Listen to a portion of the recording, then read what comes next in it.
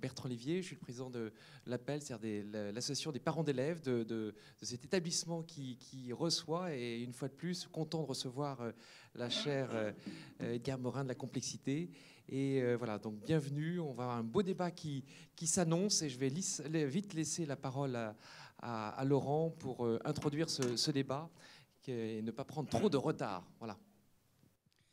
Merci Bertrand, merci bien, merci au collège et au lycée de Notre-Dame-de-Sion de nous accueillir. Je vais être très rapide. Bonsoir à tout le monde. Nous sommes extrêmement heureux et honorés de recevoir Madame d'Ambricourt-Malassé avec Edgar Morin ce soir, et en remerciant Thomas Johnson d'animer le débat. Donc merci à vous d'être présents. Je voulais, au nom de la chaire, vous remercier et dire un tout petit mot simplement. Edgar Morin l'a rappelé. Je crois qu'il est intéressant de rappeler, dans le contexte où nous sommes, que dès qu'il y a une pensée, dès qu'il y a un effort de connaissance qui sont un peu authentiques, exigeants, et qui ne sont pas dans les orientations convenues d'une science qu'on pourrait qualifier de normale, peut-être, hein, avec Thomas Kuhn. Dès qu'il y a une pensée véritable, il y a des inquiétudes, des soucis, des désaccords, parfois exprimés un petit peu maladroitement par une communauté qui ne comprend pas la pensée qui s'élance. Et je crois que c'est le cas ici ce soir, de la part de Madame d'Ambricourt-Malassé et d'Edgar Morin. Donc, merci pour ce débat qui promet beaucoup. Merci à vous.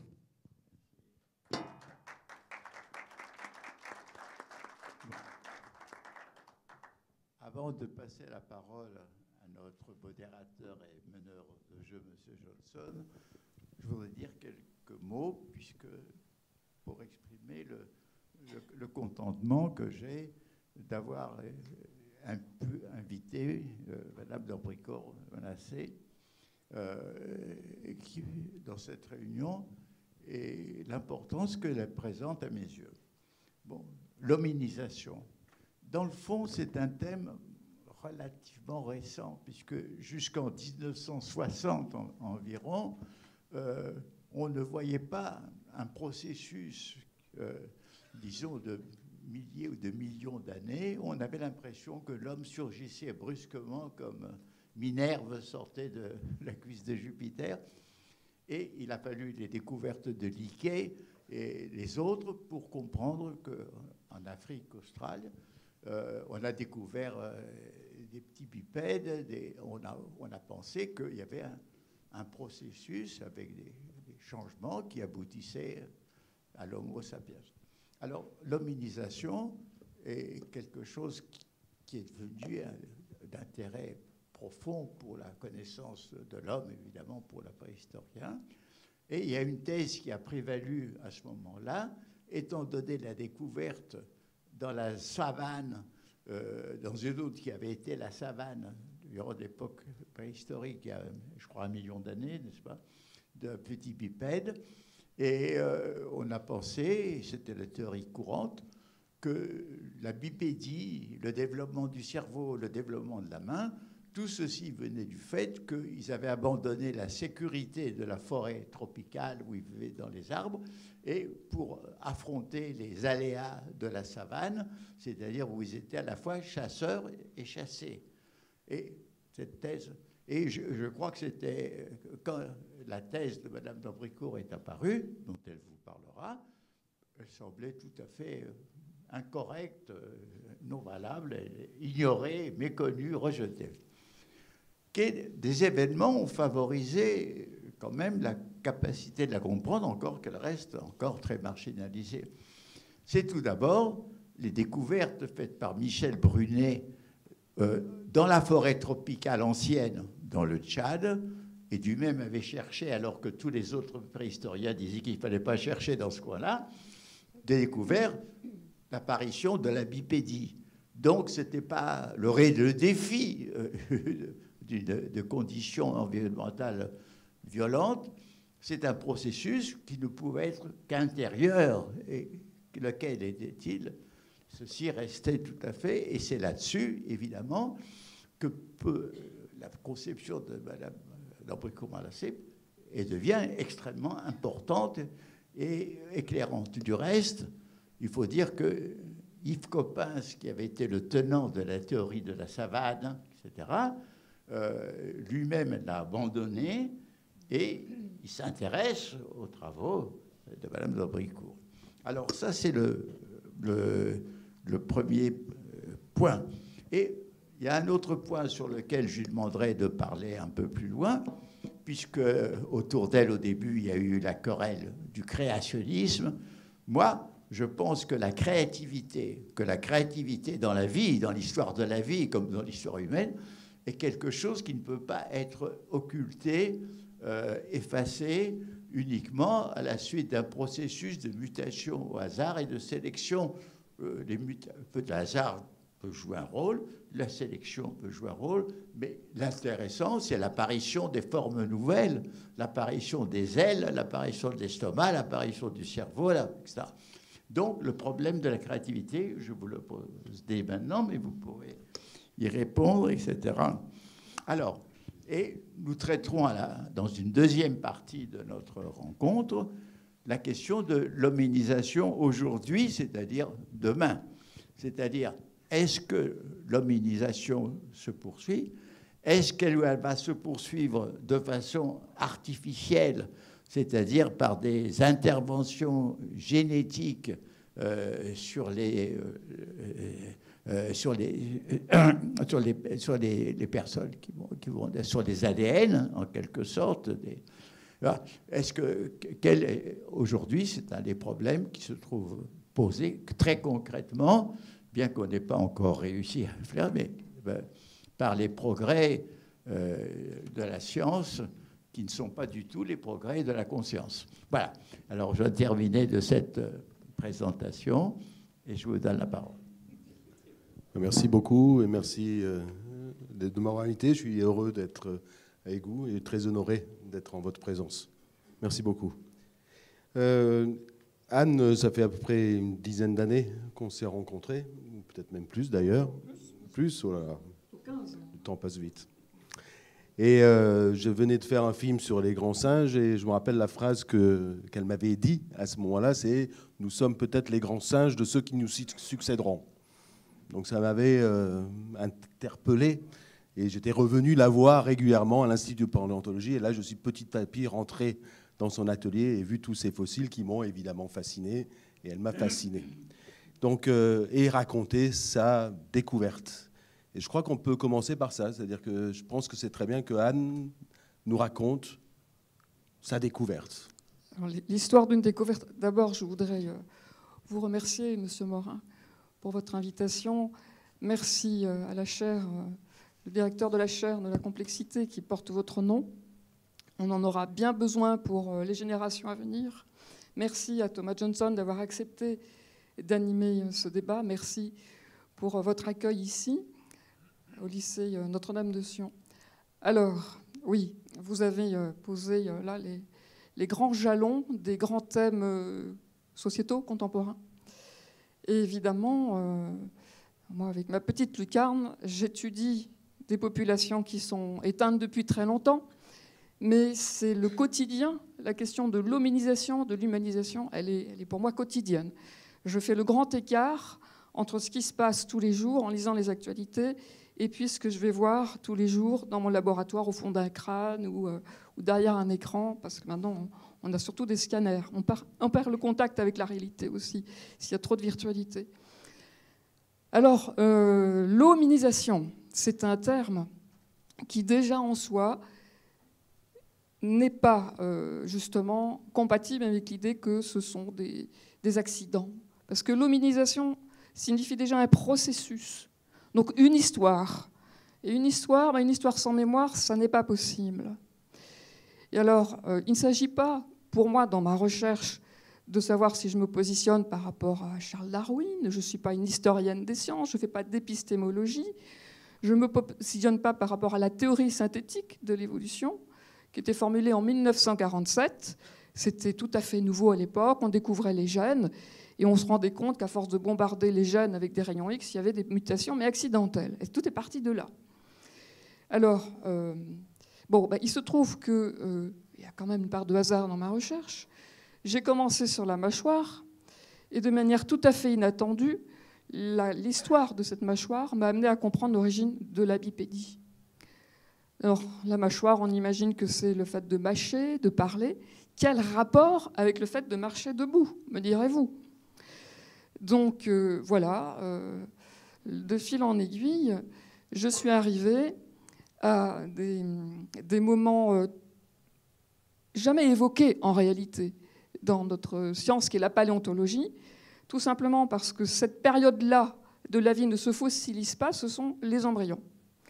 L'embryon, c'est essentiellement de l'eau, 80% d'eau, et évidemment, il n'y a pas d'embryon qui se fossilise. Alors comment peut-on parler des embryons quand on est paléontologue, qu'on travaille sur 40 millions d'années, 20 millions d'années?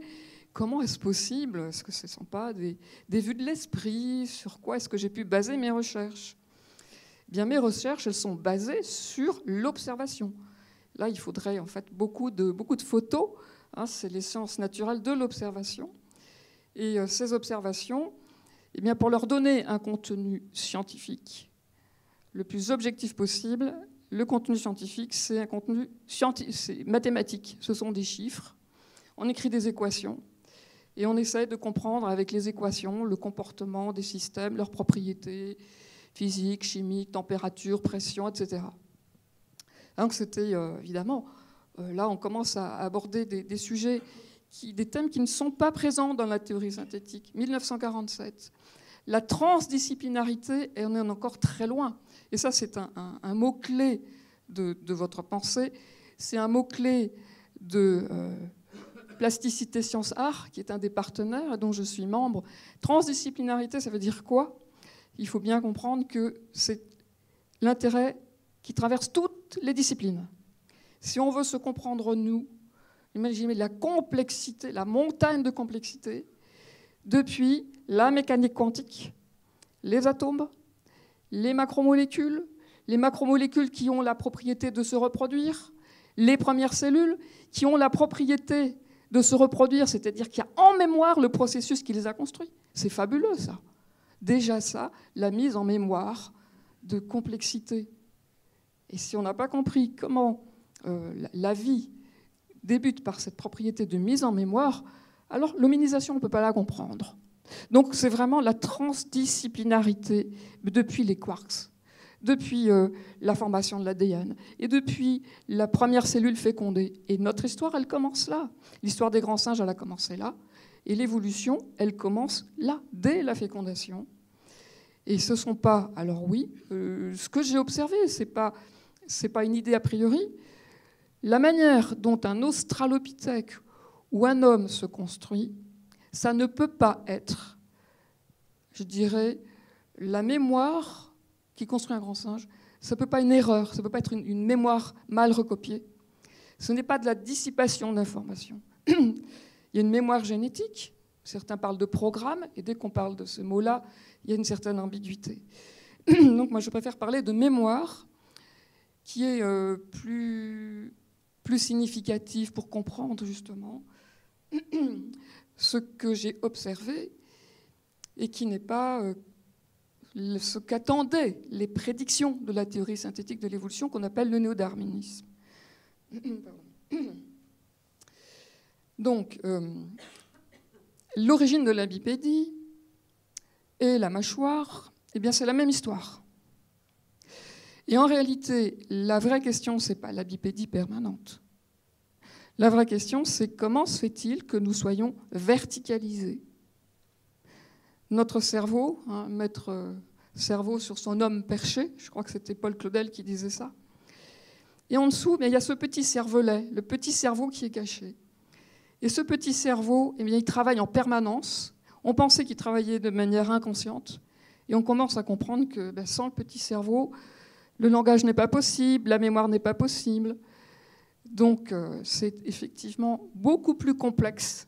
Et c'est bien l'histoire de la complexité du système nerveux, les hémisphères cérébraux, le cervelet, et se tenir debout sans tomber.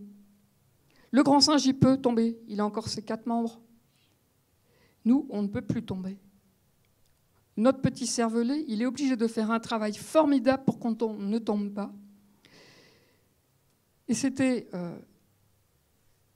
le seuil, en fait. L'hominisation, qu'est-ce qui se passe? Tout à coup, les australopithèques apparaissent, les hommes apparaissent, alors c'est 3 millions d'années, on ne sait pas trop. Et puis assez rapidement, l'outil, la capacité créatrice, le geste créateur, projeter dans la matière un projet. On a son projet pensé, on le projette dans la matière. C'est déjà complexe. Alors qu'est-ce qui s'est passé? Quel est le seuil? Eh bien, ce n'est pas un gros cerveau, puisqu'on ne le voit pas, ce n'est pas un gros cerveau, c'est la verticalité permanente. Et ça, c'est un seuil de complexité pour tout le système nerveux. Il y a une boucle de complexité qui apparaît entre le cervelet et le cerveau. Et j'avais posé la question à un spécialiste qui est Jean-François Lambert, venir nous parler du cervelet au muséum. Ce cervelet, est-ce qu'il n'aurait pas non plus un rôle dans nos capacités cognitives, dans nos capacités d'innovation? Eh bien, depuis une dizaine d'années, oui, il y a beaucoup de travaux, la dextérité, mais le langage, la parole, la mémoire, alors là, il y a un saut, il y a un seuil formidable. Ce n'est pas la bipédie, c'est la verticalité permanente du système nerveux central. Notre système nerveux, il ne peut pas se déplacer autrement que sur 2 jambes. Donc tout ça, c'est la même histoire. Un cerveau complexe, une vascularisation complexe, le cervelet basculé, la bipédie, c'est la même histoire. Premier point. Ensuite, c'est une histoire interne, vous l'avez dit, l'origine interne. Cette complexité croissante, s'il n'y a pas dans notre génome les propriétés pour réorganiser le développement de l'embryon, pour contrôler son développement, pour le complexifier, si ce n'est pas à l'intérieur, ce n'est pas l'environnement qui va pouvoir donner ses propriétés. Elles sont présentes, ces propriétés. Elles sont déjà présentes dans le génome. Alors après, bien sûr, il faut des conditions favorables. Mais ce que je voyais, moi, c'est, puisque tout se passe dans le liquide amniotique, les mères, elles vont choisir les environnements favorables. Elles vont d'abord choisir les environnements où il y a quand même une certaine protection, puis un peu d'eau aussi. Donc ça change complètement la perspective. Ce n'est plus les erreurs de copie génétique. Des erreurs de copie génétique, pour l'embryon, c'est pas viable. Hein. Donc il y a une sélection, bien sûr. Mais ce n'est pas ça qui va nous expliquer, nous, depuis les australopithèques. Et cette complexité, elle a continué. Elle ne s'est jamais arrêtée. Si elle s'était arrêtée, on ne serait pas là. On ne serait pas ici, on ne serait pas présent depuis, on va dire, 200 000 ans, peut-être 300 000 ans, on ne sait pas trop. Mais Sapiens, s'il n'y avait pas eu la continuité de ces propriétés qu'il y a dans le génome, de sans cesse complexifier, organiser, réorganiser de la tête au bassin, s'il n'y avait pas ces propriétés, si elles n'étaient pas en mémoire et si elles n'étaient pas transmises, on ne serait pas là. On pourrait nous mettre nos ancêtres dans la savane, dans la forêt. S'il n'y a pas ce processus interne qui a commencé avec la vie, qui est cette complexification croissante, qui s'organise, qui s'auto-organise, qui s'auto-complexifie, eh bien là, ce sont des mots, mais pour les décrire dans le détail, on ne sait pas encore tout ça. Et comme vous le dites, plus on avance et plus c'est mystérieux. Ça ne veut pas dire qu'il y a ces mystères au sens où plus on avance et plus on dévoile, et plus on dévoile et plus on voit le champ d'inconnaissance à explorer, à continuer d'explorer pour comprendre notre identité de processus en cours. Processus en cours. Ce processus n'a pas de raison de s'arrêter. Et c'est la complexité croissante de ce système nerveux, du cervelet, de nos connexions, de nos capteurs, et bien sûr donc de la conscience réfléchie. Nous sommes des êtres doués de conscience, conscience de soi, conscience de l'autre, on peut parler de ça, de l'altérité, et puis tout ce qu'il peut y avoir aussi comme rapport plus conflictuel. Évidemment, il y a, vous le dites, Homo sapiens, Homo demens. Il y a toutes ces propriétés du vivant, mais aussi qu'est-ce que c'est la lutte contre l'entropie, les problèmes d'adaptation. C'est sans cesse, bien sûr, sans cesse, il faut dans la créativité, le renouvellement, dans l'innovation, avec des repères quand même. Et donc, moi, ce que j'ai trouvé, ce n'est donc pas du tout l'environnement qui est à l'origine de notre émergence. Et notre émergence, ce n'est pas la bipédie, ce n'est pas la locomotion qui fait que les grands singes sont devenus des hominidés. Ce sont des mécanismes internes avec des propriétés de mise en mémoire, et ce qu'on ne sait toujours pas expliquer, et qui nous concerne ici et maintenant, et pour demain, cette complexité croissante qui est dans notre génome, et qui se manifeste dans notre développement, et qui est présente dans toutes nos cellules. Ce processus, il est en mémoire dans toutes nos cellules. Donc, c'est un peu... je pense qu'il y a très peu de gens qui pensent à ça. Vous y pensez tous les jours, peut-être. Moi, c'est mon métier, c'est peut-être parfois un peu envahissant. Mais je ne pense pas que ce soit la question que les gens se posent tous les jours. Ils ont d'autres préoccupations. Et pourtant, c'est notre réalité. C'est notre première identité. On est un processus en cours où la conscience réfléchit à un rôle vital à jouer pour notre humanité, mais pour toutes les espèces vivantes, bien sûr. Vous avez parlé de la mémoire, de la mâchoire, pardon. Comment vous êtes passé de la mâchoire à la mémoire? Oh. De la mâchoire à la mémoire. Alors, la mâchoire, elle s'articule ici, hein, vous voyez, sous l'oreille. Et donc, sous l'oreille, il y a le cou. Donc, quand on regarde les changements de forme de la mandibule, si je les regarde, je suis obligée de remonter au niveau de l'articulation de la mâchoire avec le cou. Alors, si le cou se redresse, mais la position de la mâchoire, elle change aussi. Après, je suis obligée de rentrer à l'intérieur du crâne, de faire des sections, et ça, c'est le territoire de la complexité, mais organisé, avec une cohérence qui fait que si vous voyez un chien ou un chat, il est horizontal, il a un museau, le chien a un museau. Nous n'avons plus de museau, nous avons une face, nous avons un visage. Il est plat, et nous avons un cou redressé, un petit cervelet basculé, nous sommes verticalisés. Le chien, il est horizontal, il a son museau. Eh bien, si on redresse, je fais très simple, on redresse la colonne vertébrale comme ça, la face, elle fait le mouvement inverse. C'est un triangle qui se ferme. Donc le cou se redresse, la face aussi se redresse, et il y a des mouvements dans le plan transversal. L'ensemble s'élargit. Donc la base se raccourcit, le cou se redresse. Voilà. Comment je suis passée de la mâchoire au cou? C'est parce que la mâchoire s'articule au niveau du cou. Le cou se redresse, la mâchoire suit le mouvement. Alors après, vous allez me dire, qu'est-ce qui fait que le cou se redresse? Eh bien, ce n'est pas le fait de marcher. Ça se passe 8 semaines après la fécondation. Ce sont des mouvements dans le développement de l'embryon. Ce sont des mouvements qui ont une orientation géométrique. Et parce qu'il y a une orientation géométrique, ça prend du temps.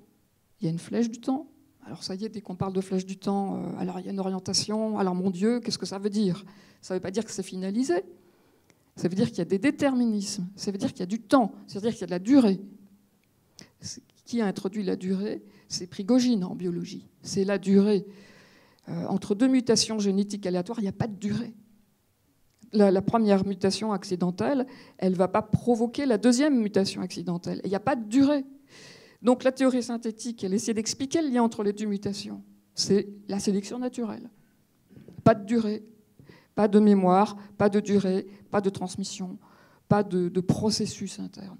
Alors si on parle, alors ce petit embryon, il y a des mouvements, il y a des trajectoires. Et ces trajectoires, elles se sont conservées, elles se sont amplifiées.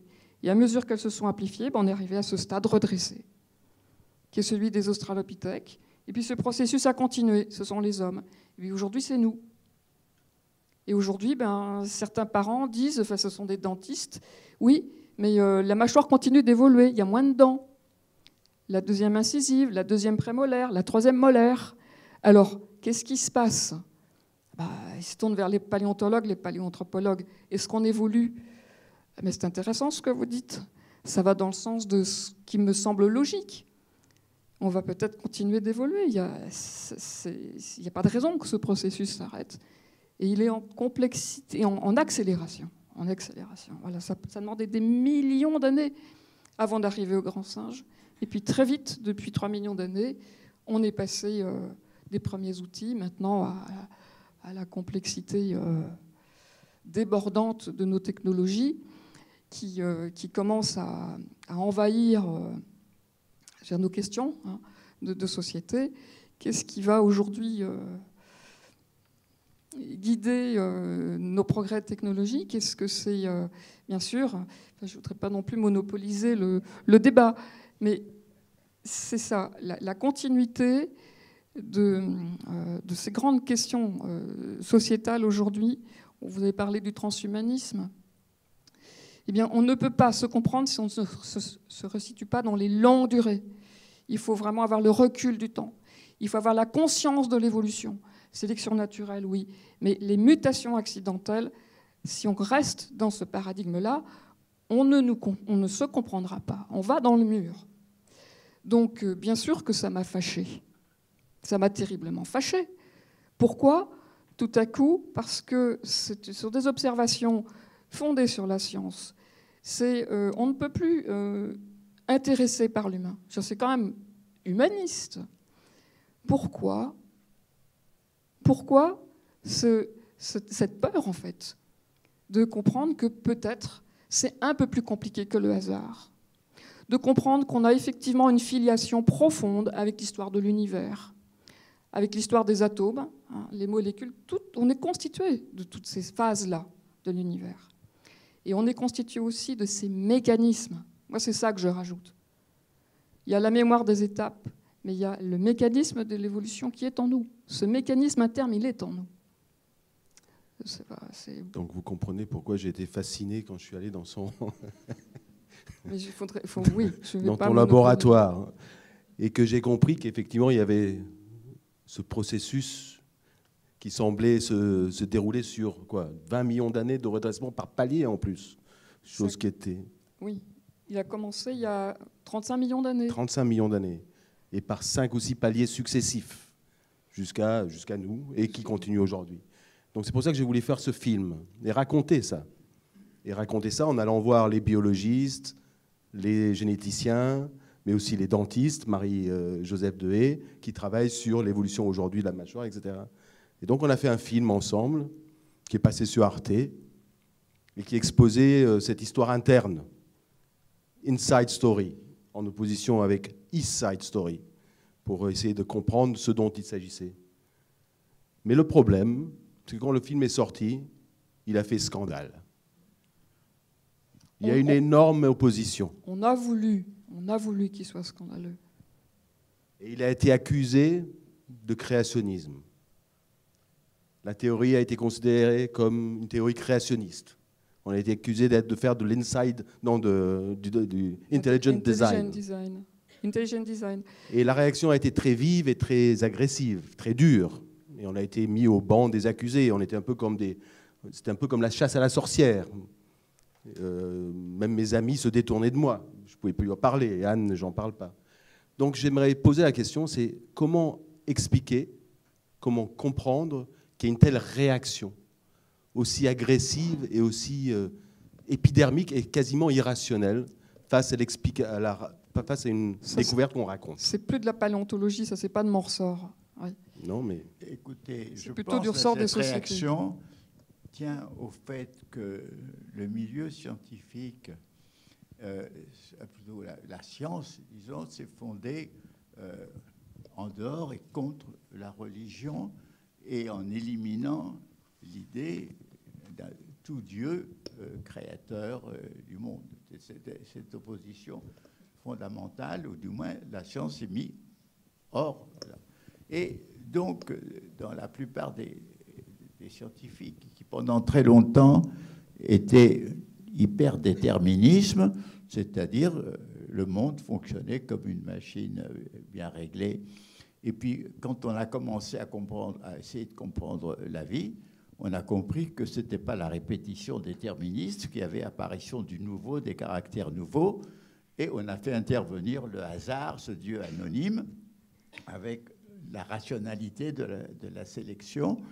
Mais moi, je le vois dans les discussions avec des amis biologistes, etc.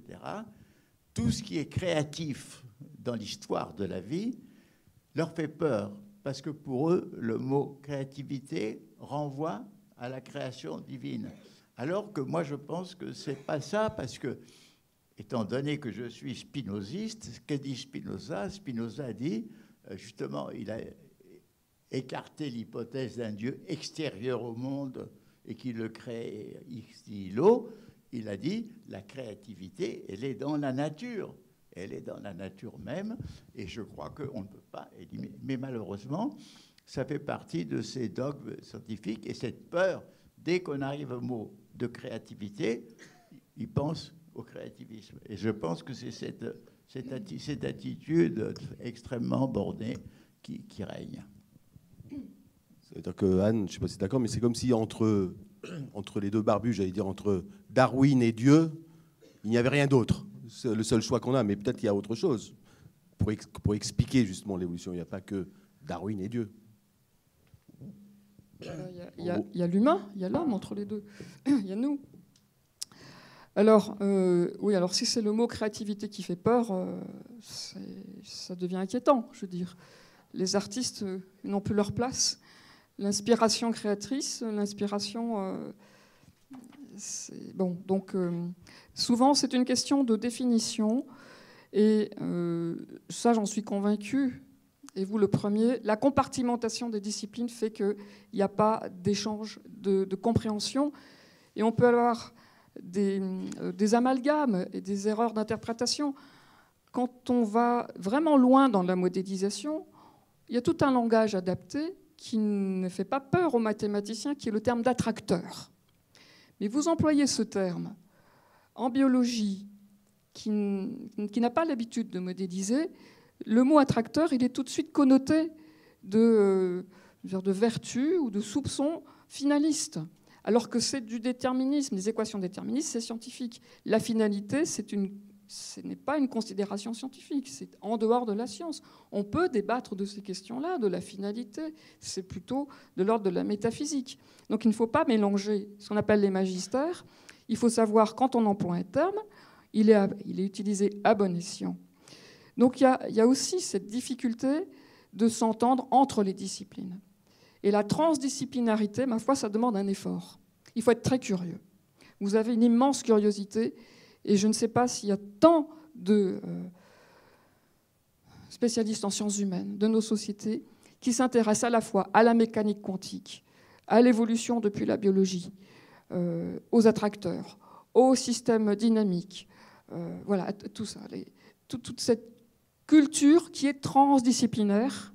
Il faut avoir la curiosité. Il faut avoir envie d'aller voir ailleurs que dans sa discipline et pas parler toujours pour sa chapelle. Et c'est quand on parle trop pour sa chapelle qu'après, il n'y a plus que sa chapelle. Mais alors, qu'est-ce qui se passe à côté? On ne parle pas de la même chose. Et c'est en étant enfermé que finalement, on finit par se répéter et on n'évolue plus. L'enfermement, c'est bien, c'est la mort. Hein. Donc, voilà, il y a ces problèmes de vocabulaire.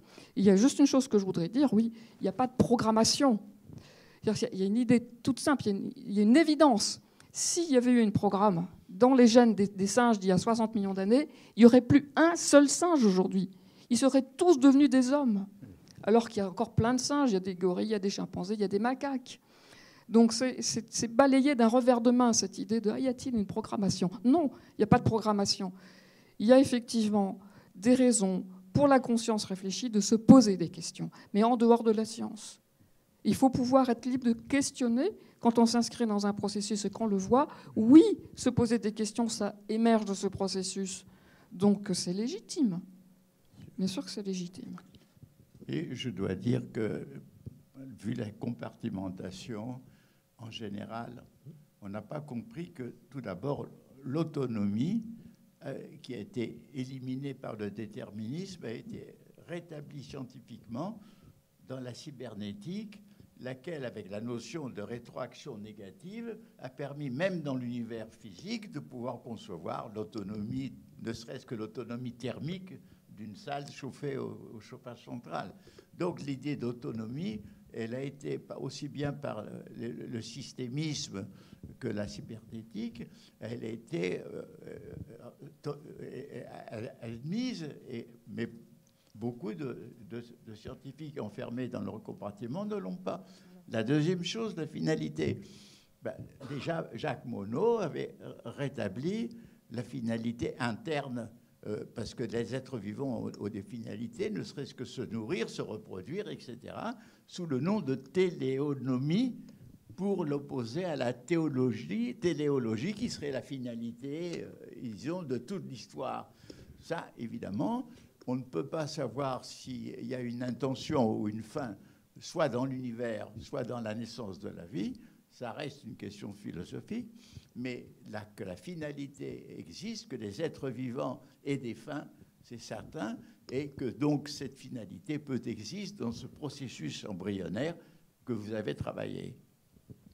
Voilà, donc la découverte, c'est ça. C'est l'origine embryonnaire de notre verticalité. L'origine embryonnaire est la continuité de cette évolution interne. Rien ne l'a jamais arrêté. Ce ne sont pas des mutations accidentelles qui ont arrêté ce processus. Alors, petite question, c'est parce que vous dites qu'actuellement, les dents de sagesse disparaissent, c'est-à-dire que notre mâchoire continue à évoluer. Mais je n'ai pas l'impression que notre intelligence progresse, je n'ai pas l'impression que le reste des qualités humaines progressent, je vois au contraire parfois pas mal de régression. Alors, est-ce que l'on peut espérer disons, que ce que traduit les petits changements dans la mâchoire pourra se traduire sur d'autres niveaux où c'est trop prématuré? Et deuxièmement, est-ce que l'évolution va continuer naturellement ou bien artificiellement? On ne doit pas l'orienter peut-être d'une façon inquiétante.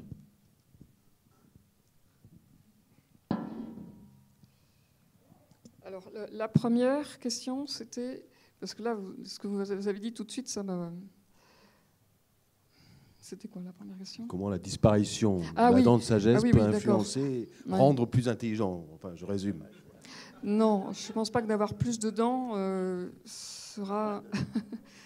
Alors, moi, je distingue l'hominisation, le fait de...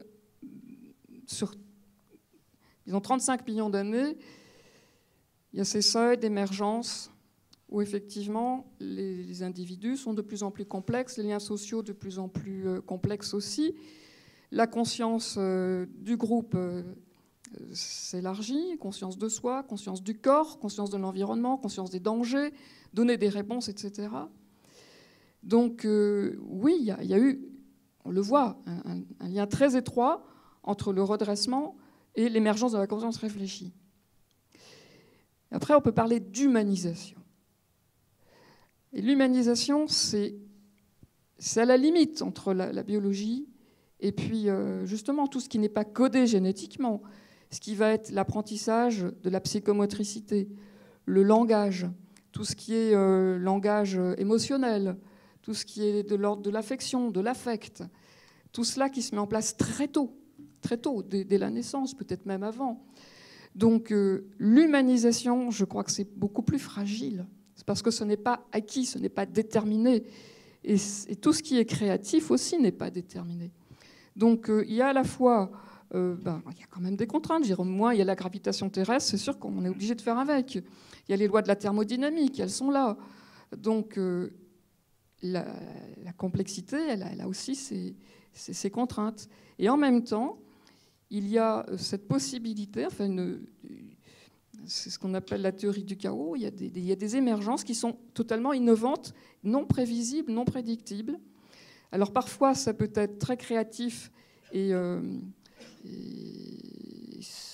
peut-être en rapport avec... c'est difficile d'interpréter, mais d'autres choix qui sont plutôt...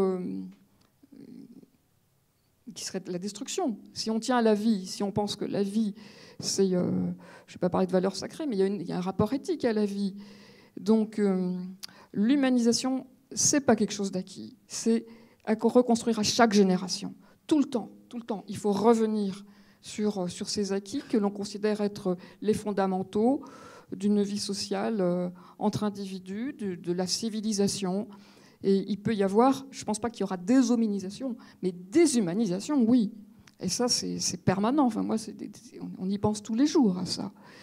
Comment arriver à nous sauver, à transmettre l'humanisation, donc des valeurs humanistes, toutes ces valeurs. Et c'est aujourd'hui une situation que l'humanité n'a jamais connue. C'est un seuil extrêmement critique. Mais nous sommes justement assez conscients.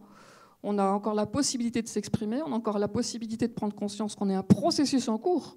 Il n'y a pas que les espèces, toutes les espèces évoluent. Nous aussi, on évolue. Alors on évolue, il y a des micro-évolutions, la couleur des yeux, l'adaptation à l'altitude, l'adaptation au climat froid, au climat chaud. Et on n'a pas tous ces petits gènes. C'est une grande plasticité à l'échelle planétaire. Mais nous avons tous, où que nous soyons, cette identité d'une évolution qui amène à la conscience. Et on est quand même les seuls organismes verticalisés. Alors qu'est-ce qui est verticalisé? C'est une structure de l'embryon. On est les seuls à avoir cette verticalité. Et verticalité est conscient de l'être, est conscient de réfléchir le passé, et le conscient de se projeter dans le futur. Ça, c'est spécifique. Et de se poser des questions, et d'avoir envie de maintenir ce processus. Alors, toutes ces grandes questions, moi je ne suis pas une spécialiste, le transhumanisme, qu'est-ce qui va... Dans quelle mesure est-ce qu'il faut voir le transhumanisme comme une vraie question, ou peut-être parfois faire attention, il y a peut-être des fantasmes. C'est pas mal non plus d'avoir des fantasmes, il faut explorer, c'est créatif aussi. Mais voilà, l'humanisation, ça n'a pas été possible non plus sans l'environnement, sans le contact, sans le rapport à la compréhension de sa niche écologique. Et tout est sensoriel, tout est capteur.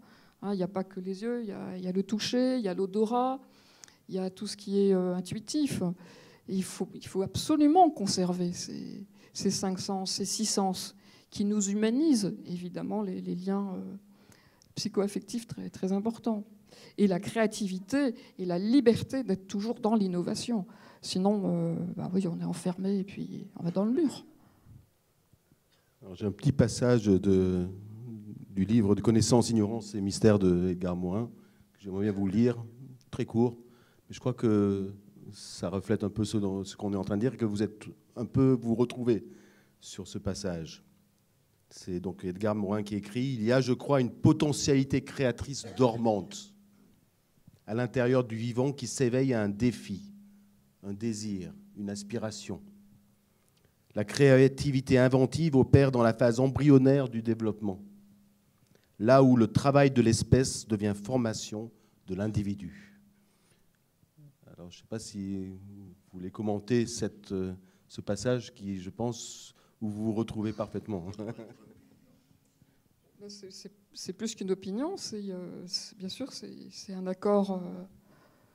Il y a quand même une intelligence de la vie. Il y a un regard sur la vie.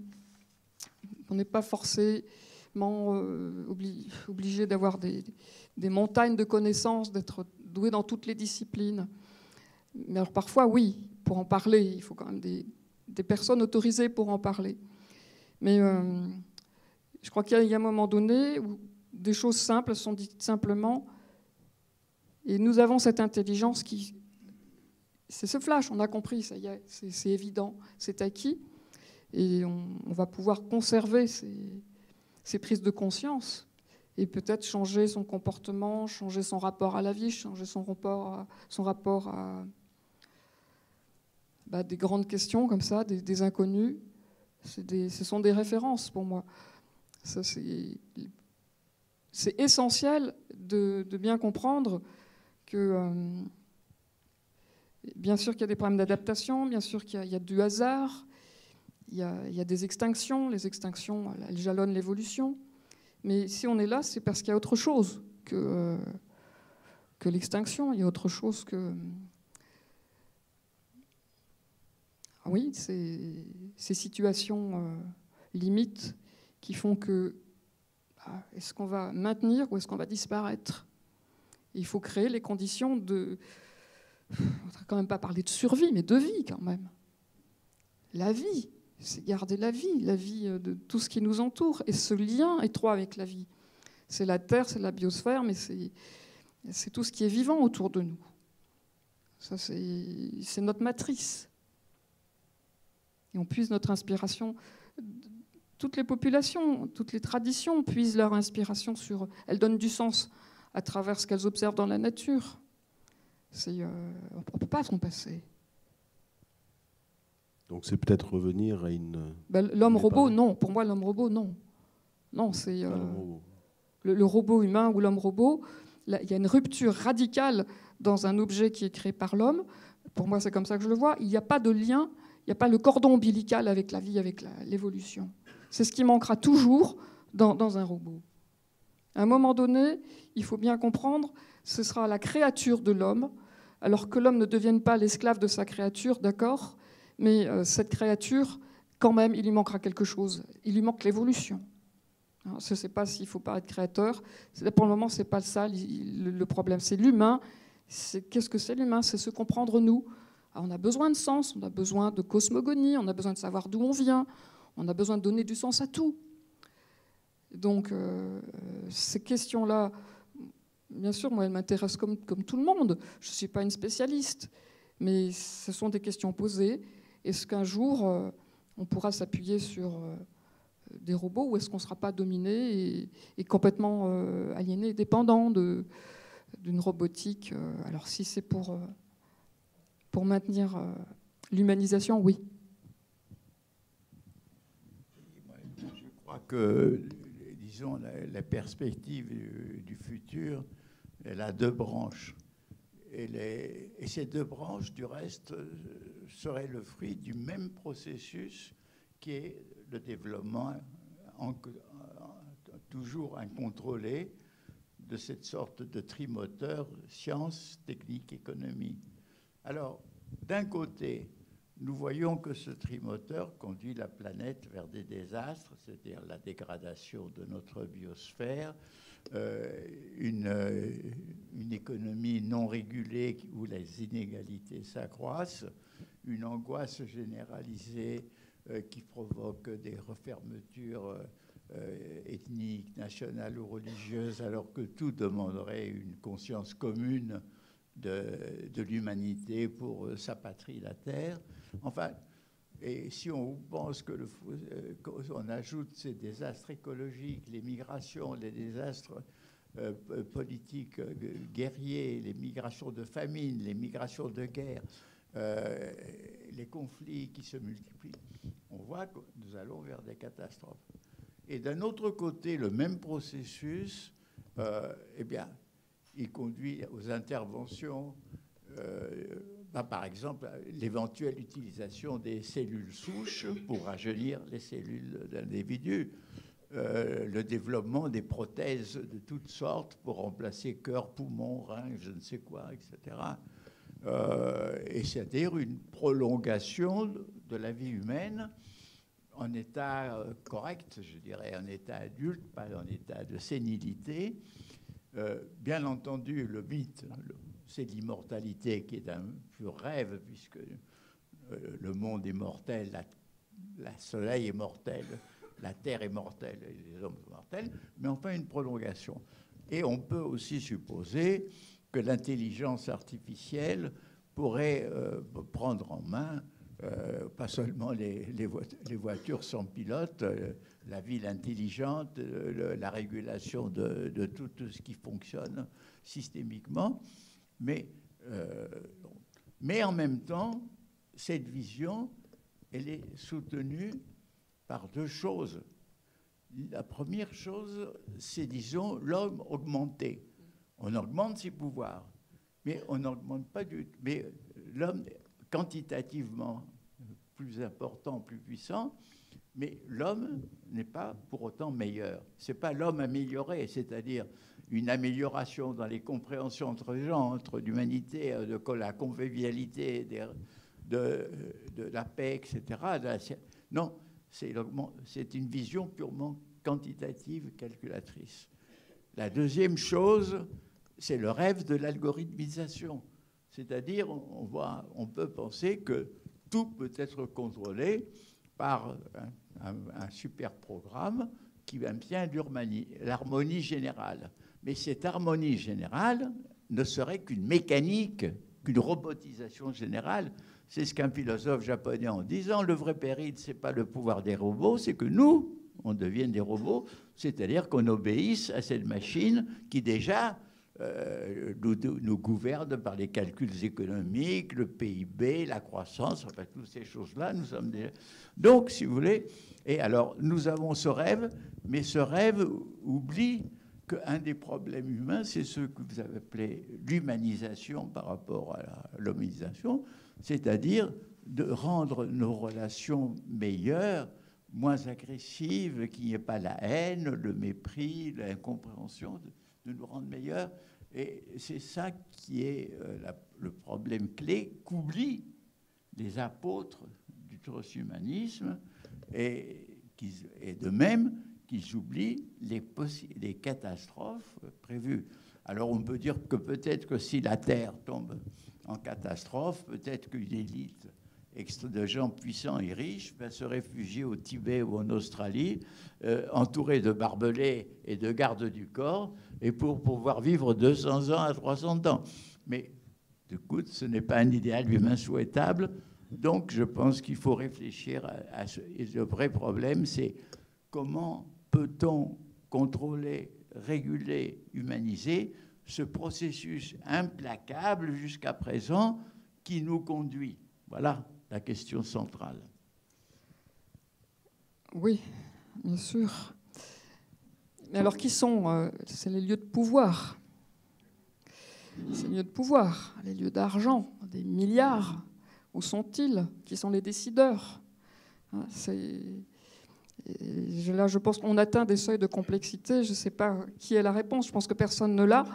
Mais tant qu'il y aura des humains qui seront conscients de ça, de ce danger, moi, ça ne me dirait rien d'être 200 ans dans l'Himalaya avec des barbelés, s'il n'y a pas de créativité, s'il n'y a pas de joie de vivre, de contemplation, de rêve, voilà, non, ça ne m'intéresserait pas. Qui aurait envie de vivre comme ça? Ou alors, comme vous dites, ce serait des conditionnements. Mais un conditionnement pour des réflexes, on va acheter, on va acheter, on va acheter. En même temps, moi, je me dis que une civilisation, est-ce que ce sera encore une civilisation? C'est quand même pour des pays riches, hein, de pouvoir avoir des prothèses, pouvoir vivre dans un environnement complètement automatisé. Je crois que c'est un luxe, quand même. C'est un rêve pour nous, qui vivons dans nos sociétés déjà très, très engagées dans ces progrès. Alors, je voyage en Inde, je voyage en Chine, j'ai voyagé dans les montagnes du Pakistan, et je me dis, mais ces gens-là, ils ne sont pas concernés. Ils ne sont pas concernés. Ils ont d'autres problèmes. Ils sont malheureusement beaucoup plus nombreux. Et je crois il faut être conscient de ça, bien sûr. Mais que cette richesse-là, elle ne soit pas justement pour une minorité. C'est peut-être pas la priorité maintenant. Il y a un rapport à l'environnement qui est tragique. Nos littorales, tous les littoraux qui sont abîmés parce qu'à force de creuser des tonnes et des milliards de tonnes de sable pour construire des bâtiments, bien sûr que l'homme est devenu une force comme la géologie, comme le climat. C'est ce qu'on appelle l'anthropocène, oui. Mais il faut s'occuper d'abord de notre planète, de notre matrice. Et on est mortel, il faut l'accepter, quoi. C'est pas. Bien sûr. On est fini. Dans notre. Peut-être pas l'humanisation, la conscience, peut-être pas. Je ne sais pas tout, évidemment. Je suis que scientifique. Mais d'abord le rapport à l'environnement. Enfin, je dis des choses tellement basiques. C'est éviter les 3-4 degrés de réchauffement qui seront une catastrophe, parce que oui, il y en a déjà des migrations de populations. Et les autres n'en voudront pas, parce que l'accès aux ressources naturelles, elles sont limitées. Elles sont épuisées. On a déjà dépassé le crédit que la Terre peut nous offrir en 1 an. C'est quand même... Tout ça, c'est des vraies questions. Je ne sais pas si on a les réponses, mais en tout cas, en être conscient et les poser, et avoir la liberté de les poser, c'est déjà un progrès. Et ça, c'est rester humain. Moi, ce que je voudrais ajouter, c'est que tout ce qui est créatif et déviant, on peut dire que l'apparition même des premiers hominiens est une déviance dans le monde des primates et que dans le fond, tout ce qui est apparu dans l'histoire, la démocratie est une déviance qui est apparue dans une petite cité qui s'appelait Athènes. Ça n'a pas duré longtemps, puis dans quelques villes italiennes au Moyen-Âge. Et puis c'est devenu, ça s'est répandu. On se rend compte que toutes les grandes religions, leurs fondateurs étaient un déviant, souvent condamnés, que ce soit le Bouddha, le Christ ou le prophète. Donc, si vous voulez, j'ai peur que dans cette vision précalculée d'un univers organisé, on élimine justement la création qui est la déviance. Et c'est ça qui, je crois, il faut faire la part de cet inconnu créatif. Il faut laisser la part de cette liberté. On ne peut pas... Dans le fond, le rêve, c'est de guider que de contrôler l'évolution humaine, mais tout contrôle conduit à une mécanisation, une robotisation de l'humain. C'est ça. Encore une fois, c'est le pouvoir. Le pouvoir sur le temps, le pouvoir sur l'énergie, le pouvoir sur la matière. Le pouvoir, c'est rassurant. Et puis, y a un rapport à la richesse aussi. Mais tous les systèmes totalitaires, on le sait bien, les premiers à être les victimes des systèmes totalitaires, ce sont les libres penseurs, ce sont les auteurs libres, les artistes, tous ceux qui sont les déviants, oui. Tous ceux qui ne sont pas dans la reproduction du système. Le système, il contrôle. On sait, on contrôle bien quand on a des clones. Voilà, on va être des clones, on contrôle tout. Mais qui a intérêt à contrôler? C'est encore là, c'est de la folie. On n'est plus dans un système humain. C'est même plus une pensée, c'est même plus une conscience. Ce sont des automatismes. Et le créatif, l'artiste, ça va être la première victime de ces systèmes. Il y a une phrase de Anne que j'ai relevée, c'est « L'homme est un être vivant conscient d'être conscient, qui devient fou et malade dans un univers insensé. » C'est un animal qui souffre de se savoir privé d'une raison d'être. Alors, je ne sais pas si c'est une conclusion, mais j'ai l'impression aussi, alors peut-être on peut parler un tout petit peu de ça, parce que je pense que la notion d'anthropocène me paraît particulièrement importante, parce qu'on a changé d'ère, on a peut-être changé d'ère, et dans cette ère, l'homme devient acteur de l'évolution géologique de la planète. L'homme l'humain dans son ensemble. Et est-ce que ce n'est pas une chance à saisir pour justement changer notre façon de nous voir par rapport à la Terre, par rapport à la biosphère, par rapport à Gaïa, par rapport au reste des êtres vivants qui sont les bactéries, les animaux, donc d'avoir une vision un peu plus intégrée de l'homme, pas en contradiction avec la nature, mais intégrée à la nature. Ce n'est pas une chance. Effectivement, je crois qu'on peut admettre ce terme d'anthropocène qui a été avancé et qui veut dire que désormais le facteur le plus important de l'évolution de la planète Terre est l'action humaine dans ses créations et surtout dans ses destructions. Et donc jusqu'à présent, disons, nous n'avons pas pris conscience du fait que notre développement techno-économique lui-même est le producteur de cette destruction et par là même, à terme, risque d'être suicidaire. Et pourquoi? Et là aussi, c'est un problème de civilisation. Notre civilisation a commencé par la Bible, nous enseigner que l'homme est à l'image de Dieu et a fait une création séparée. Paul, l'apôtre, a offert la résurrection aux humains, mais les animaux, même le bon petit chien, il ne peut pas avoir la résurrection. Et puis, vous savez qu'à l'époque du développement économique de l'Europe, Descartes a fait la séparation entre l'animal qui est une pure machine, comme les machines artificielles, et l'homme qui a un doué d'esprit. Et donc, on a considérer les êtres vivants comme des choses faciles à manipuler et que la mission de l'humanité était de la conquête du monde. Or, je crois que, heureusement, les grandes découvertes de l'astrophysique dès le XXe siècle ont montré on est dans une petite planète infime, d'un petit soleil, d'une galaxie elle-même périphérique, et que, dans le fond, si l'homme, effectivement, est devenu maître, destructeur de la planète, il est infirme dans l'univers, et dans le fond, l'humanisme doit être aussi d'humilité. Nous sommes infirmes, même si on a une prolongation de la vie, on reste infirme devant la mort, devant l'accident, devant les bactéries, devant les virus, devant le destin, devant le chagrin, devant tout ça. Donc, si vous voulez, la question de notre condition, nous sommes très forts et nous sommes très faibles en même temps. Mais vous avez raison, la prise de responsabilité sur la Terre devrait accompagner la conscience que désormais nous la manipulons et devrait nous conduire à un bipilotage, parce que c'est effectivement la vie, la nature, la biosphère qui est la synthèse de tous les écosystèmes, qui est l'écosystème des systèmes.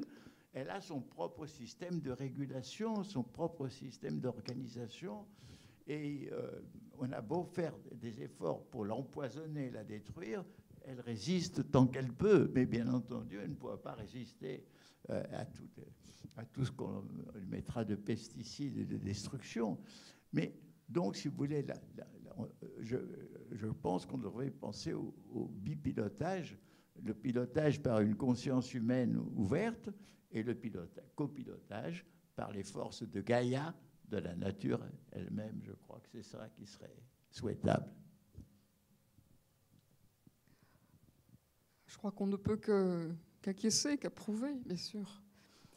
Alors, il y a un grand travail à faire auprès des décideurs, des politiciens, de ceux qui tirent les ficelles de ce monde économique et comprendre que, ben oui, la biosphère, c'est la Terre, c'est... Et noosphère. Noosphère, ben oui, mais noosphère, c'est la sphère de la conscience. Mais elle est trouée, quoi. C'est pas une seule sphère. Il y a plusieurs niveaux de conscience et celui-là, il est tous les jours. C'est urgent de rappeler, oui, on est inséparable de notre environnement. On est enraciné dedans, dans notre biosphère. C'est tous les jours qu'on le voit bien. On entend ça tous les jours aux actualités. Alors, je sais pas, il faut prendre des grandes claques dans la figure pour que, à un moment donné, on dise stop. Mais je pense qu'il y en a qui le font. Il y a suffisamment d'associations, suffisamment d'organisations, d'ONG, pour, en tout cas, faire circuler l'information et de dire stop maintenant. C'est un début, Il ne faut pas désespérer. Et cette bipolarité entre l'homme, la conscience et tous les êtres vivants, aussi bien les arbres, les plantes, toute la vie, tout ce qui est... sans cesse en recréativité. Donc ce n'est pas fini, et c'est notre liberté, hein, finalement. On se découvre là la liberté à un coût qui revient très cher pour la planète. Vous me donnez envie de continuer à faire des films quand même, malgré tout. Ah, il faut continuer. Merci. Oui. En tout cas, merci beaucoup. Je ne sais pas si on a le temps pour des questions dans la salle ou je ne sais pas. Je ne sais pas si c'est prévu ou pas. Si. Donc voilà, il s'est dit plein de choses. Il y a deux interventions de M. Lemoyne.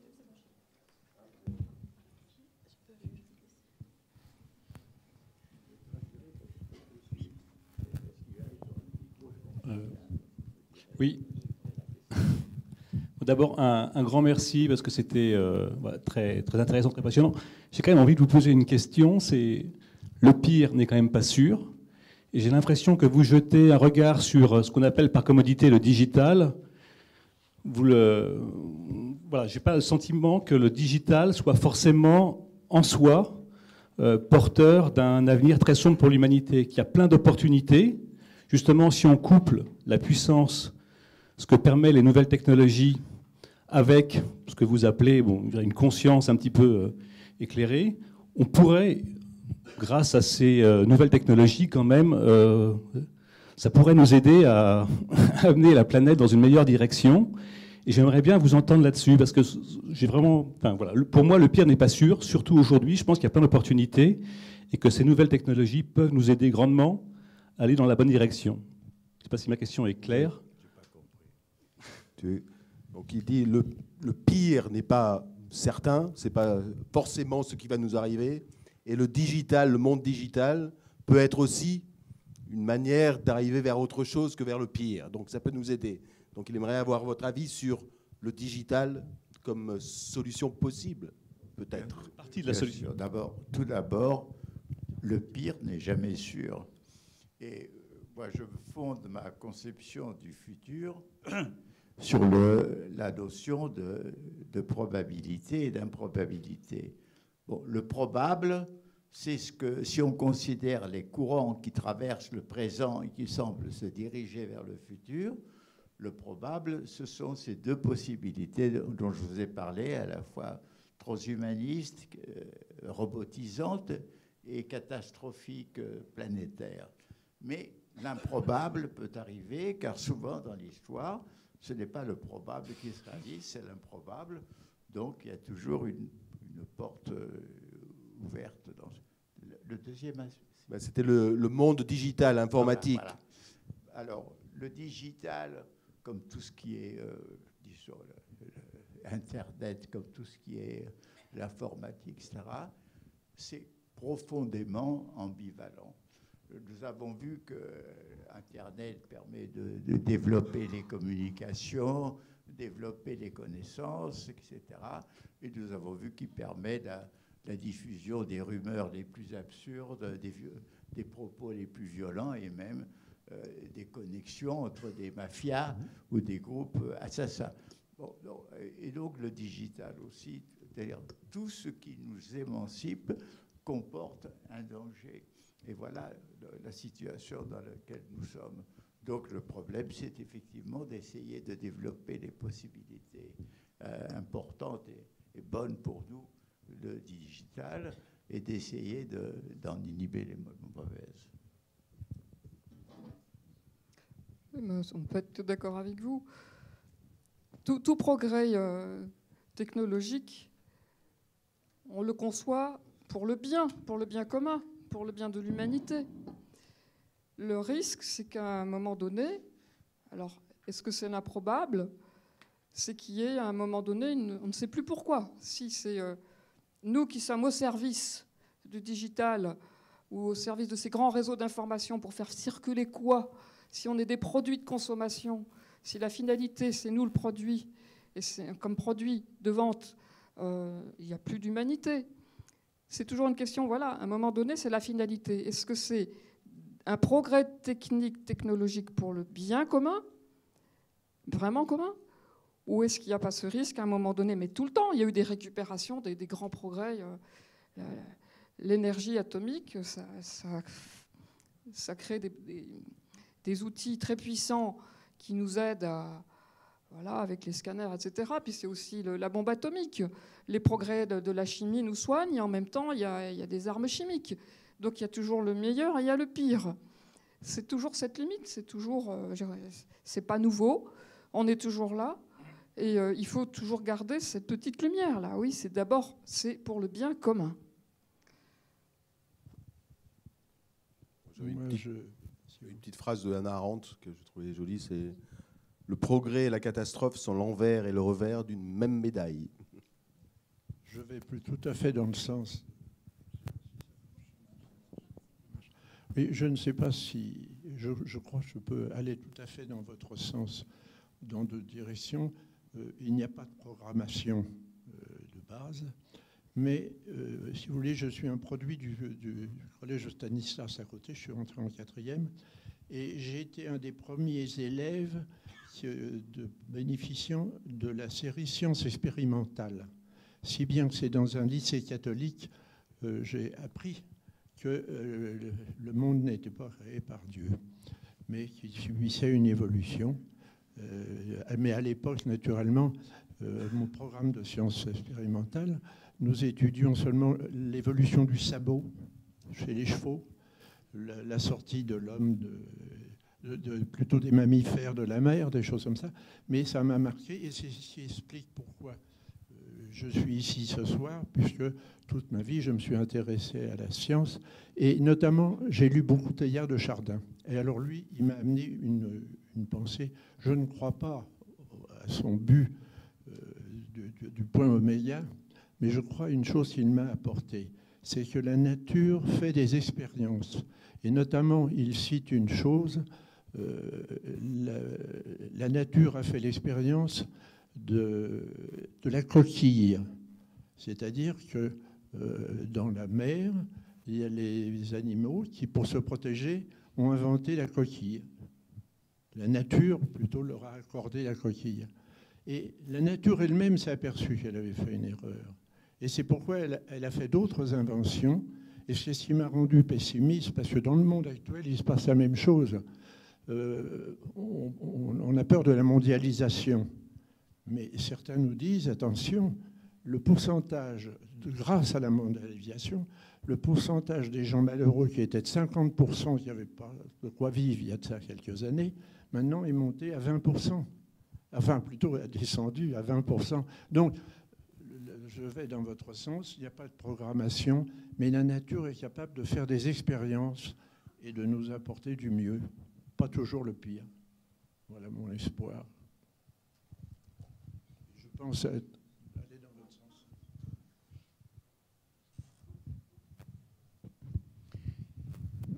Je me permets de changer de registre un petit peu en nous invitant à remonter au départ sur le concept de fond initialement créateur qui a un peu disparu de complexité croissante et observer naïvement que la complexité des premiers humanisants qu'on peut reconstituer a témoigné d'un comportement manifestant une incroyable capacité à développer une capacité dont on n'est toujours pas capable aujourd'hui. Sélectionner les bonnes graines, éduquer les animaux, arriver à se guérir, se servir du feu, ça représente, partant de, si j'ose dire, zéro, je veux dire partant de cette étonnante capacité des humains d'agir. Je crois que c'est là-dessus qu'Edgar avait initialement fondé sa réflexion. Tout est né de l'interaction de l'ordre et du désordre. Quand je dis tout est né, c'est un peu brutal. Ce que nous pouvons percevoir est perçu par le fait que les humains, et probablement les autres, sont en effet capables de mettre en interaction, d'agir dans quelque chose, d'agir avec quelque chose, chose ou être ou homme ou n'importe. Et la richesse de ces interactions allant se développant, on voit émerger mieux maintenant dans notre jargon d'aujourd'hui, en effet, l'interaction organe-fonction et tout ce qui est scientifique, biologiste, etc., se précipite sur les organes, les neurones, les bras, les mâchoires, etc. Et c'est merveille de voir la façon dont ces organes fonctionnent, sans toujours prendre assez conscience du fait que dès que ces mêmes organes fonctionnent dans des environnements un tout petit peu changés, la plus petite cellule, le plus petit gène, dès qu'on lui modifie son environnement, il provoque de tout autre développement.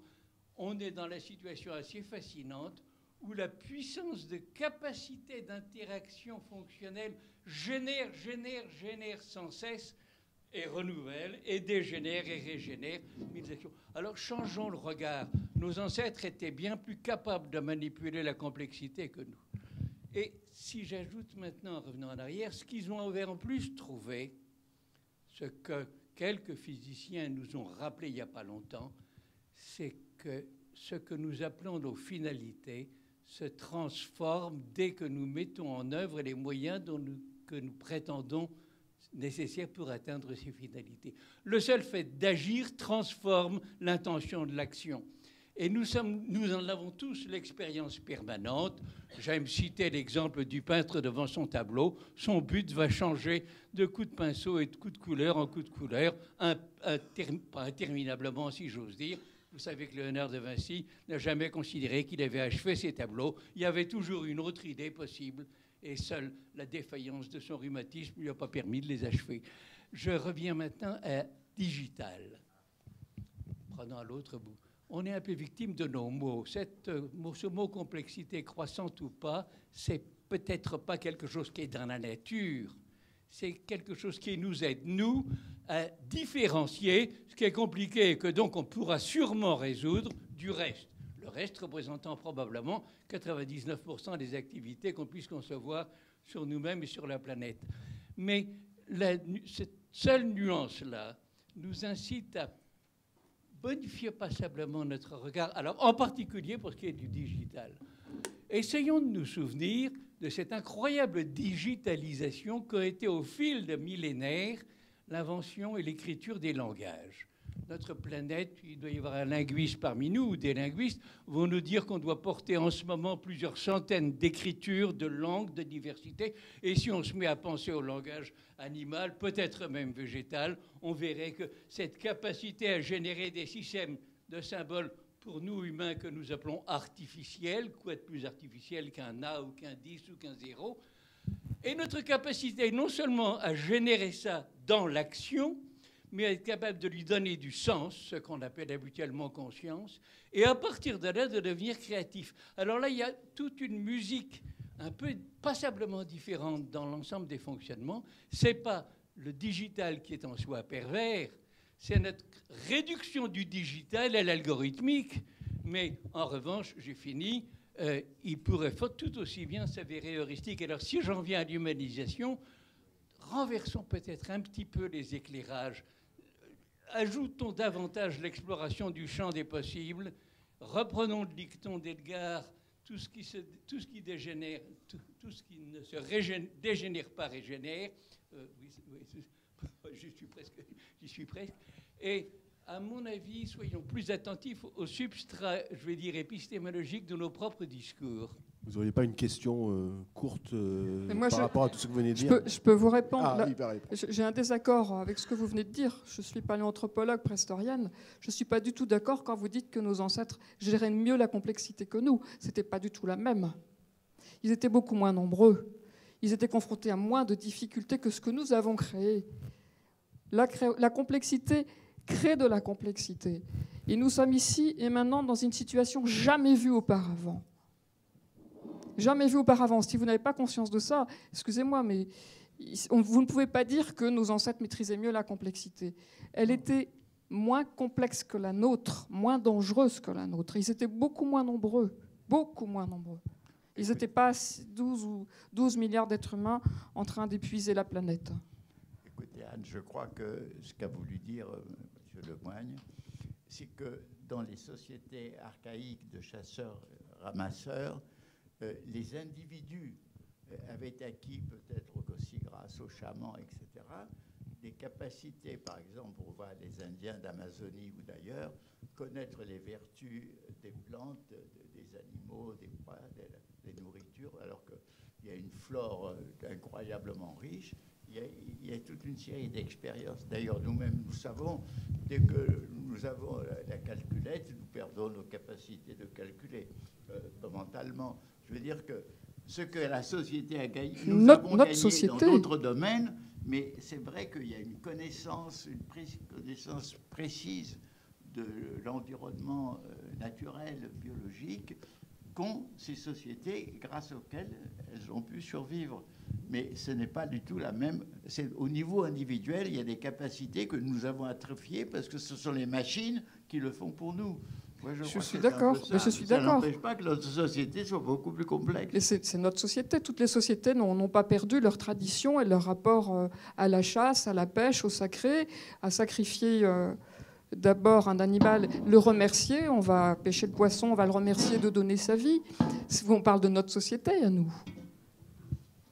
Mais je suis d'accord que nous robotiser, on perdra ce qui fait que nous sommes des humains.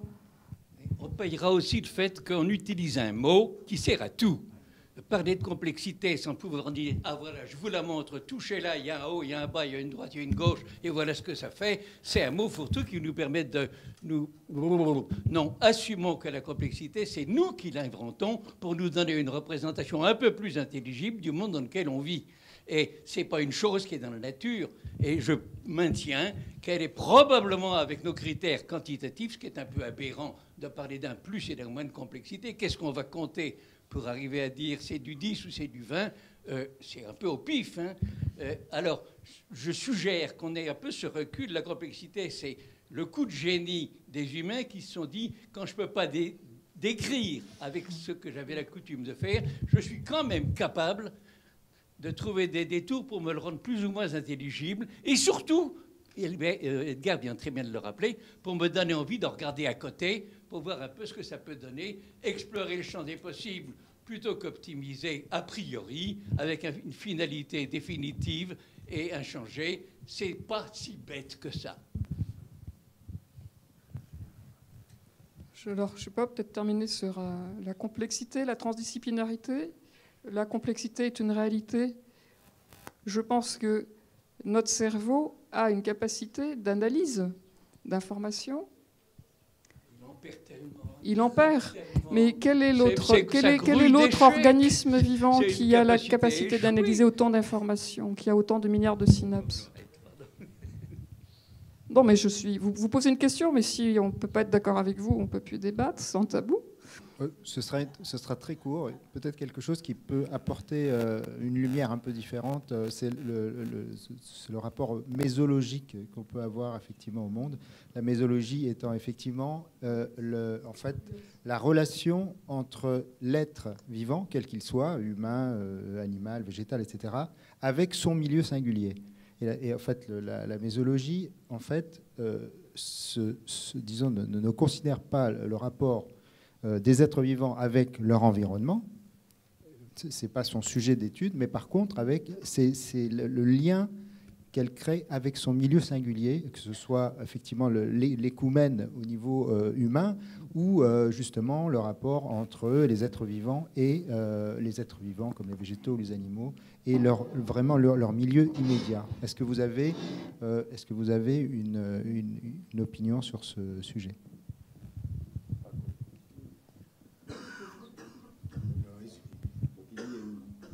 Ou un savoir qui s'appelle la mésologie.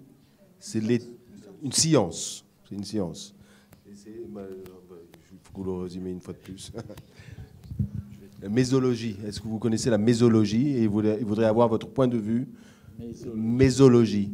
La science du milieu. La science du milieu et du... Mésologique, des facteurs mésologiques.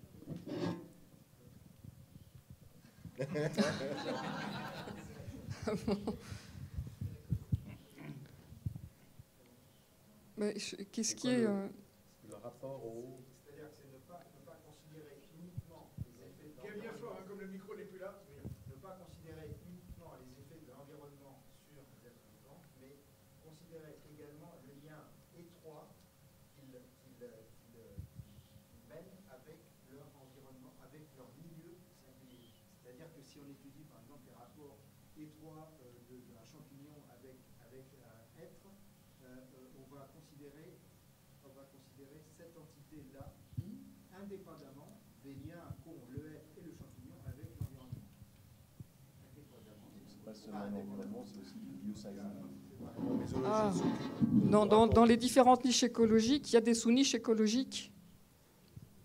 Donc un rapport singulier entre un lichen et un arbre, ou un champignon et une algue, c'est ça, c'est...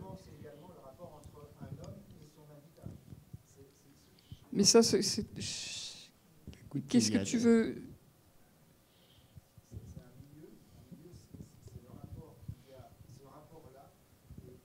Mais on est toujours en interaction avec le milieu, tout le temps. C'est permanent.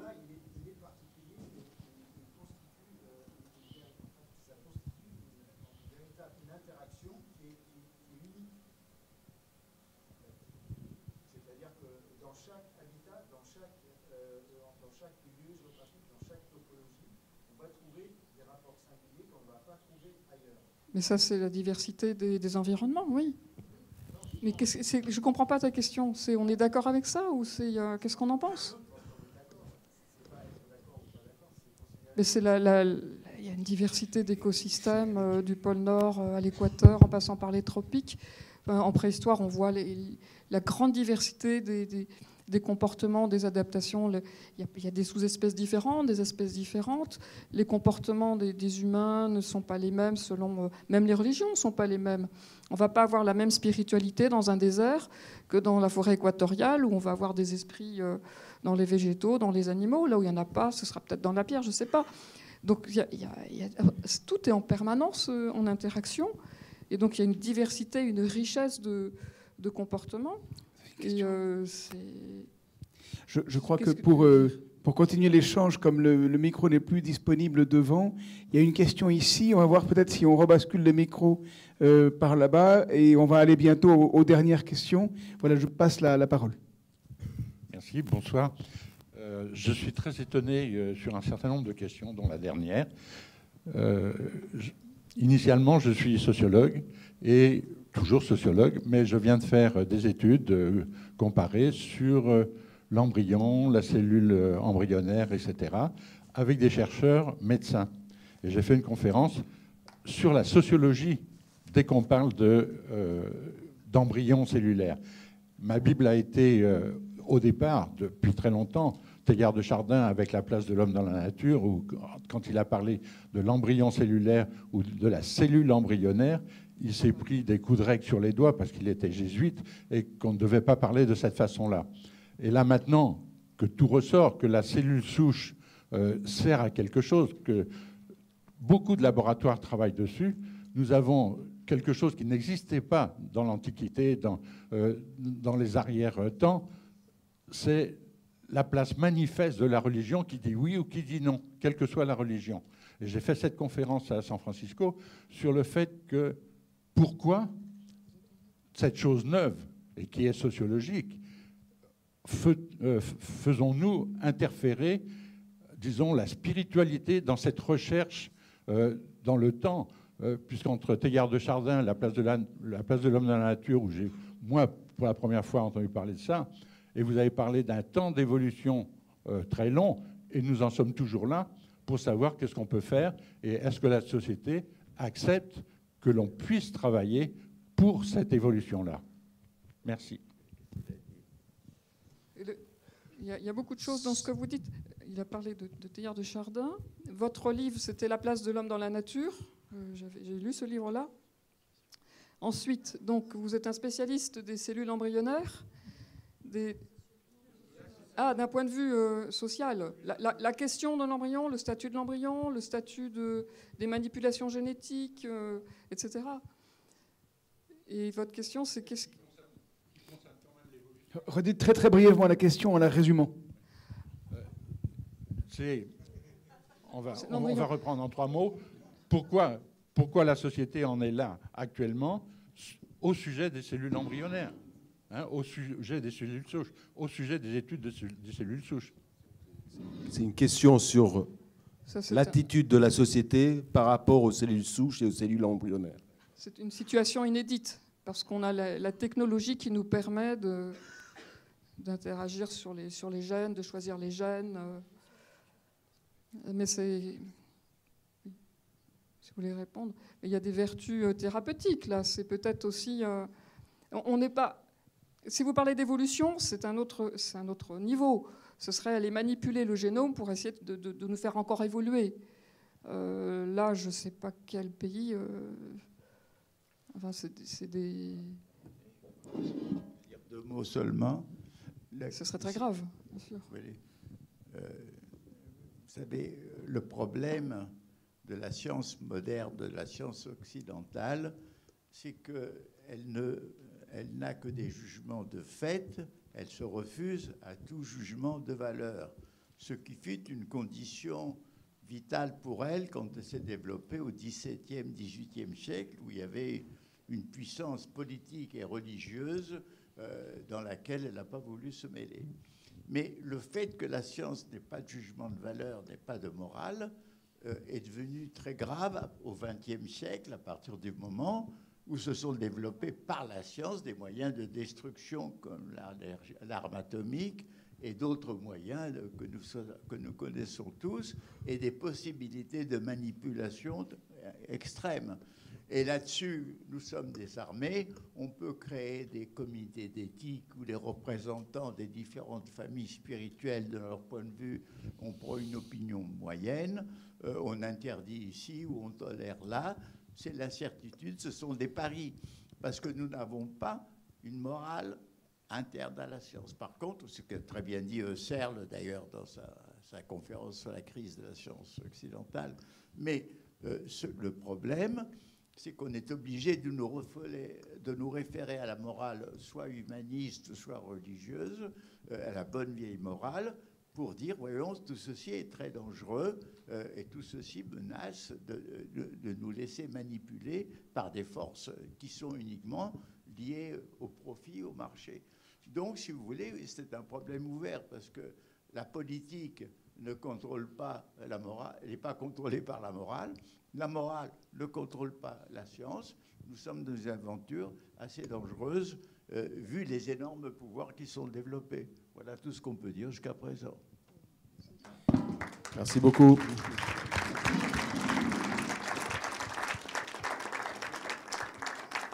Merci, je pense que nous allons conclure ce Sans Tabou sur ce dernier mot d'Edgar Morin. Merci Mme Enrico-Malassé de votre intervention avec Edgar Morin ce soir. Merci Thomas Johnson de l'animation du débat. Et se sont manifestées des complexités inattendues. Et peut-être qu'un des points autour desquels se structureraient des réponses progressivement serait la question du corps. Moi, je pense que ce qu'on a entendu sur le rapport entre la mâchoire, la position debout, l'élargissement et la place libérée pour la tête, etc., nous amène à réfléchir au corps comme point central. Et le corps non seulement analysé, mais également vécu, et qui est peut-être le point de repère à partir duquel le digital nous servirait et nous ne le servirions pas. En tout cas, merci beaucoup et rendez-vous aux prochains événements de la chaire de la complexité. Merci encore au Collège de Sion de nous avoir accueillis.